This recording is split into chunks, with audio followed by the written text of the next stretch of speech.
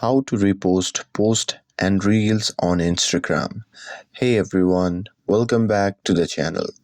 In today's video, I will show you how to repost post and reels on Instagram. So now without further ado, let's get started. So here, first thing first, open the Instagram app on your phone and make sure that you're logged in to your account. And now here, once you're inside the app, just go to the feed and explore page and profile and find the post and reels that you want to repost.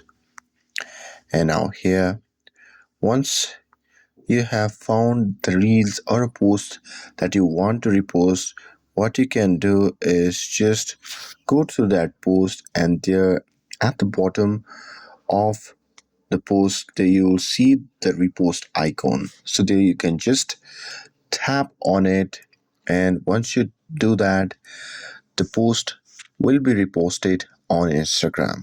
And that's it. With this, if you found this video helpful, then don't forget to like, share, and subscribe to get updated for more videos. Thanks for watching, and I will see you in the next video.